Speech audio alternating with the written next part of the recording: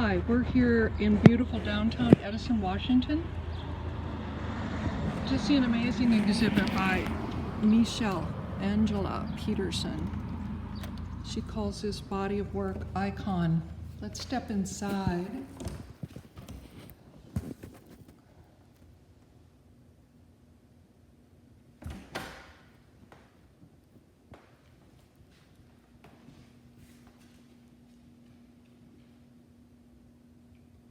These pieces are ceramic, figurative of course, a quick overview.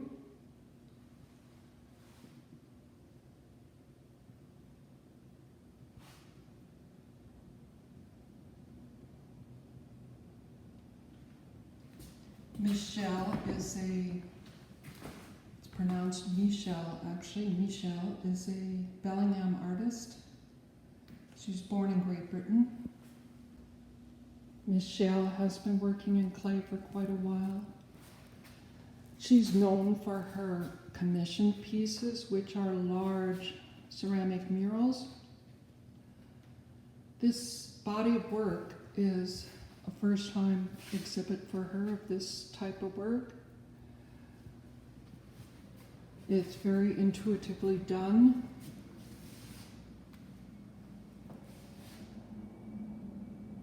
This piece is called Daphne. She was a courtesan, if I remember correctly, of one of the kings. There are backstories, and I will not be good at relating all of them. There's a deep sense of history, mythology, literature, and art to these pieces. Daphne is about 21 inches high. Michel has incorporated lace draping.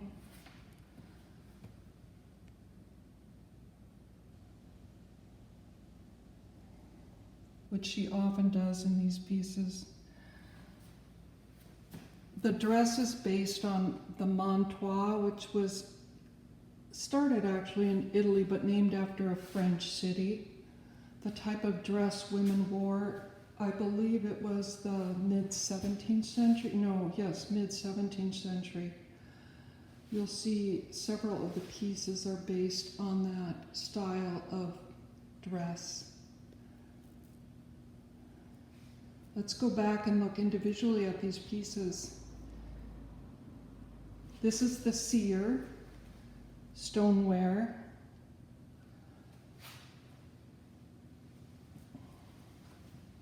Gorgeous piece, they all are. That one can be outside, has been outside for a few years at Michel's. This one is called Tango Europa. And with this one, we're seeing a type of mantois dress, but we're also seeing it opened up in kind of the pelvic area. It's like a grotto is how Michel refers to it. She's holding the twins. There's a lot of duality in Michel's work, I see. Sometimes I see the twins that way, whatever they represent. She and her brother were born fairly close together, so sometimes it's an autobiographical statement.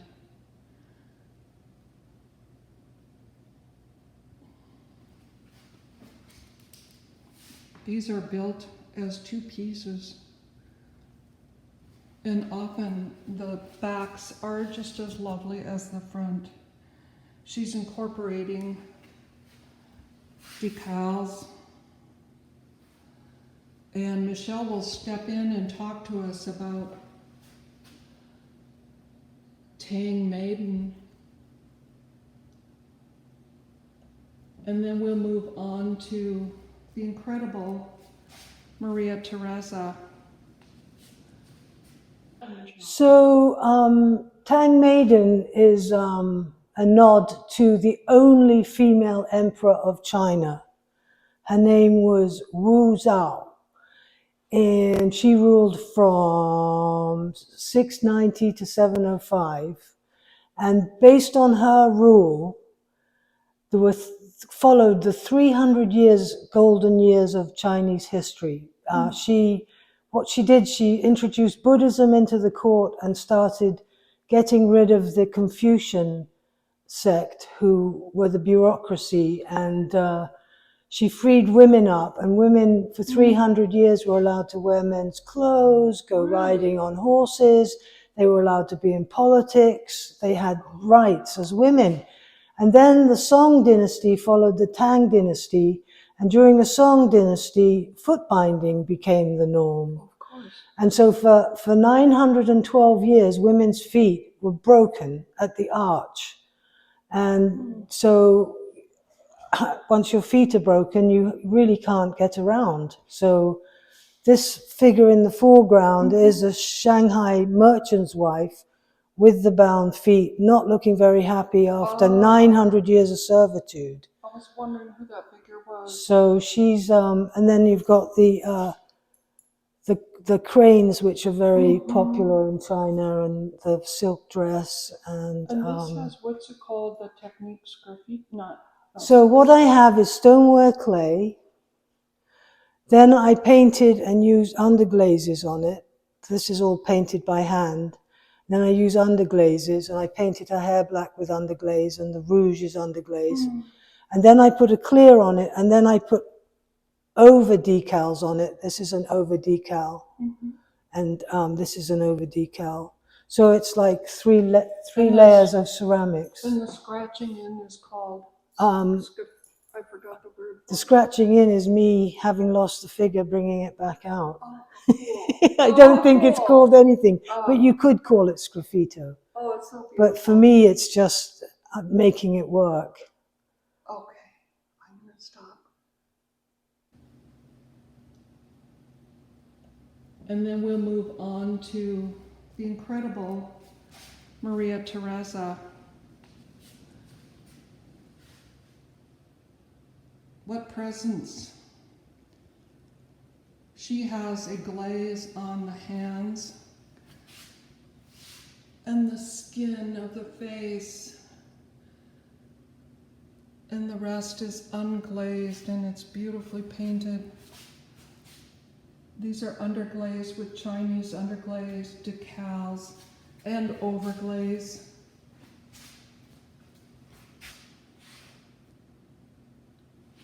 Such a presence. The hands are gorgeous.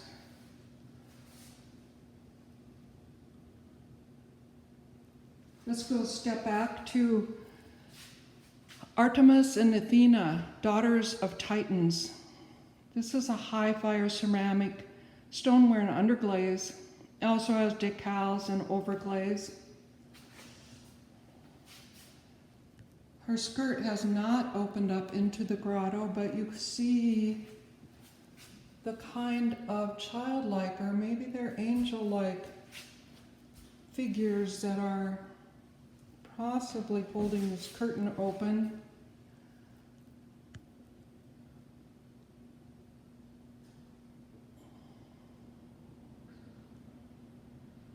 Again, we have the twins, but we have the birds coming out of the sides of the heads, almost like the crowns in other pieces.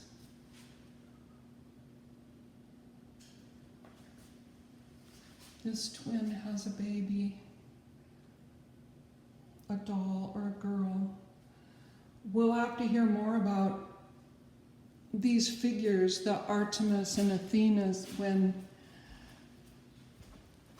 Michelle gives her talk on Saturday. And the beautiful blood on my hands. Michelle is going to step in and talk about this for a moment. It's actually blood on my hands. Oh, my hands. She's just performed an exorcism. She's exorcised the Dark Mother within herself, which is represented by the brown figure in the vaginal opening, if you like. And this particular soul has been plagued by negative forces from a dark female force, which is known as the Dark Mother, the Darth Muta. And the reason she has the Native American Indian headdress and paint is because she did this exorcism through shamanic inner work. So she astral travels. She can, travel in the body of an owl and fly out in the night and see things. She has magical powers, but she'd had this negative mother figure that prevented her from fully becoming herself. So that's why it's blood on my hands. And this is actually a low fire piece. I think it's about 26 inches by 8 inches at the base, maybe 9 across the skirt. And it's low fire. And I rolled Chinese patterns into the dress itself. And I used underglazes, and then I did a low fire overglaze clear on it. And you've just impressed these patterns on that big piece? I put the pattern on as the clay was laying on the table, and then attached it. So this is piece pretty much post the exorcism, or? Yeah. Well, it could be during. It could be during. I think it's actually happening. Yeah. Yeah. Yeah. So this Dark Mother is always the voice that tells her, no, she can't do it. No, she's not good enough. No, she's not beautiful enough. No, she's not worthy of it, etc., etc., etc. And we all have it. Like the inner critic. Maybe. And it's impossible to actually go forward and have a relationship with someone if you haven't figured this out, because that voice is gonna come in there like a psychotic, like a psychosis. It's like, yeah. And this is really a reflection of me dealing with all my inner work. And working in clay has helped me deal with my ongoing psychosis, which I think I have. And as long as I work with clay a little bit every day, things are all right for me. Yeah. It's beautiful. This is one of my favorite pieces too. And they all get so much richer when you hear the backstory. Yeah. Thank you. Yeah. Then we go to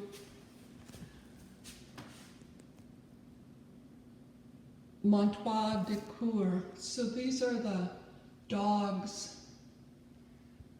and the Montois, the dress. Here it has fully opened up into the grotto.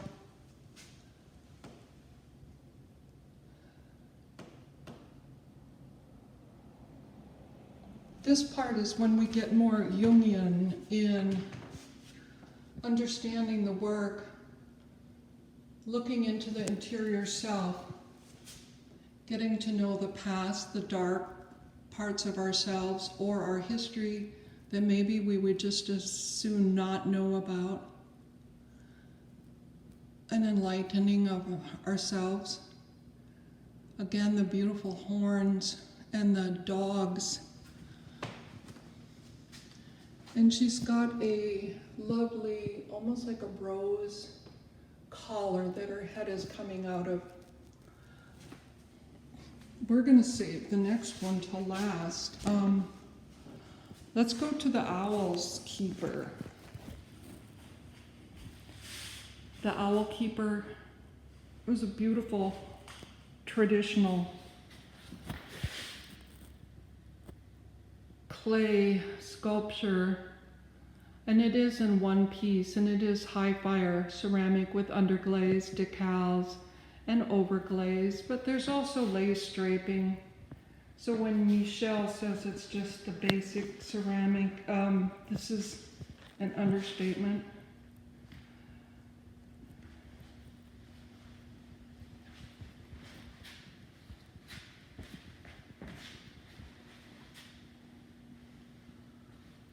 From here, let's step over to the wedding dress.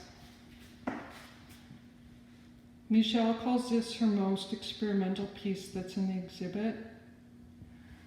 She said it was based off of what she imagined Marie Antoinette's wedding dress was like.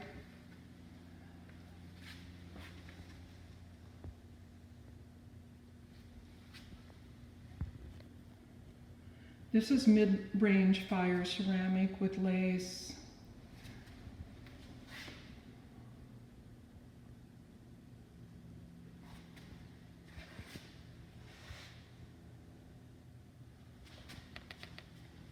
Two-piece as well.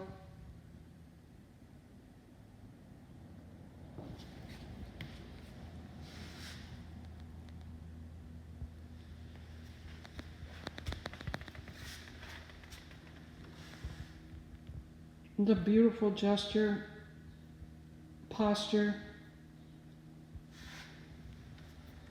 Let's step away from the wedding dress and look at the Princess Florine with the three weirds.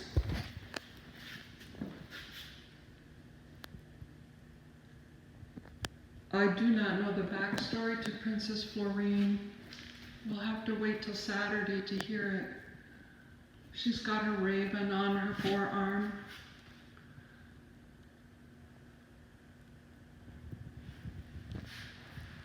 And in her grotto, so to speak, her interior life, we have the three weirds. Are from the, now I've forgotten, is that Shakespearean? And there are three different names. I'll have to look that up. And so look at the end of the video and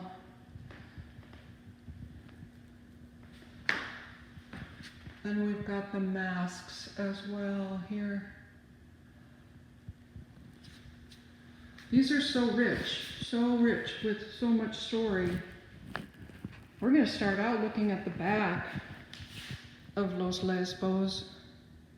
This beautiful decal.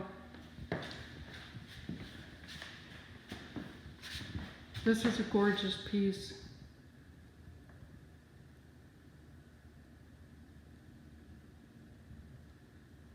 It's kind of mind-boggling just to be in this gallery space with these pieces. Their power and their presence is amazing.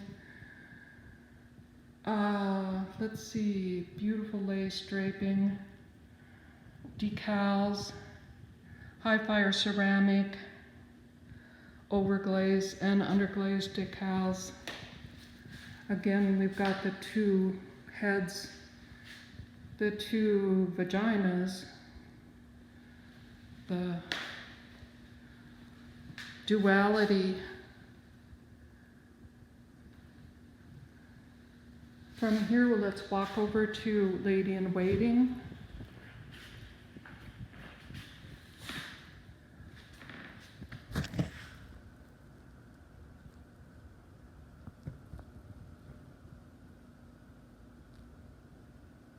Again, ceramic with lace draping. All these pieces were done in a period of about 8 to 10 years, where Michel had a lot of solitude and was able to work alone. And they were built, hand-built, very intuitively. This has a gorgeous back with the rose. I don't know if you can see that.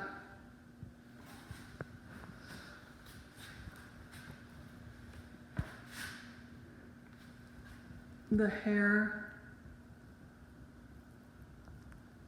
the face, the mantois, the skirt's not opened here, beautiful hands.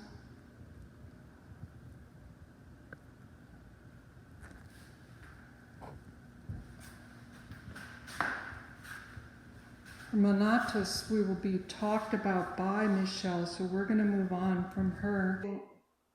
Hermanatus.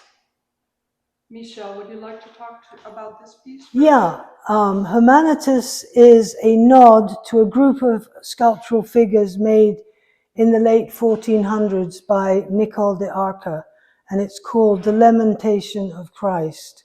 And there's a group of 7 figures. There's no Christ in the picture, but they're 3/4 size and they're in earthenware with dramatic movement, and one really feels the grief in the figures. So this is my processing of that group of figures. And so she's got a little bit of movement and she's got some stress on her face, but she has a sacredness about her also.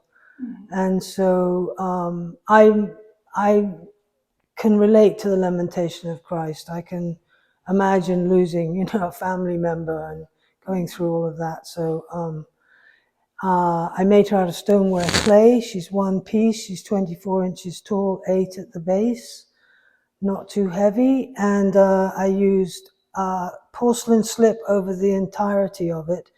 And then I laid in underglazed decals from Shaanxi, China. And I also used cotton and draped it in porcelain and created fabric out of it in the dress and in the hair. So the actual fabric is fabric. It burns out in the kiln and the porcelain is left like a fossil. Yes. So that's hermeneutis. Beautiful expression. Yeah. And that, because the flesh is unglazed, gives it a real humanity of some sort. Yes, exactly. Yes.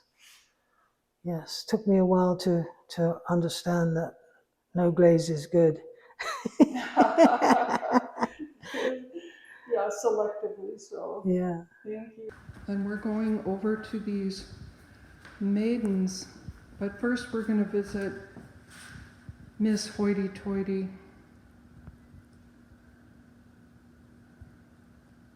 This piece is one of the Montois lady pieces. Those were mostly done 2012 to 2019.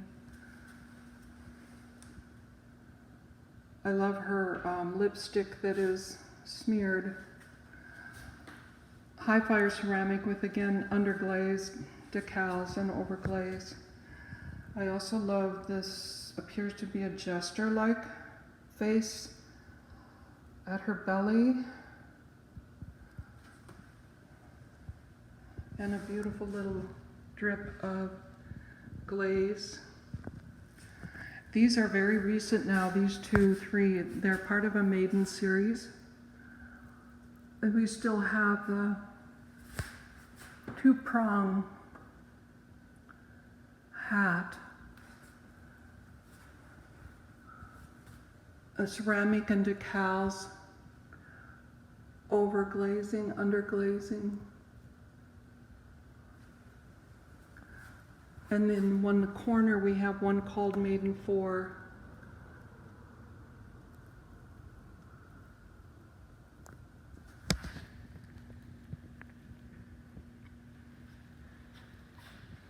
I'm going to step back as slowly as I can and show you the last piece, which is also very recent. This is the goddess of dogs, Mesopotamian goddess of dogs. And Michel is going to take it away and talk about it. So this is 2025. So this is a biographical piece because I have 3 chihuahuas. So in many cultures, diverse cultures around the world, there are gods of dogs. And the 3 dogs represent also the Cerberus, the 3-headed dog that accompanies the hermit. So they're looking into the future, into the present, and into the past, and guarding the hermit who's doing inner work. And she's, you can see, doing inner work. She's in a meditative state. And the coloring is my way of portraying the earth with the oceans and the hills and the forests, and then the light of the sun, and then the sunset with the orange hair. And it's just it's a mixed media piece with underglazes, and it also has lace draping. The headdress was lace dipped in porcelain slip and then placed over the clay on the head. And I want to find a new iconography for the world. I think we need to find symbolism that helps us to nurture and be sensitive and all embracing. And she could have been holding a baby, but that wouldn't say what I want to say. All creatures, little and small, big and small.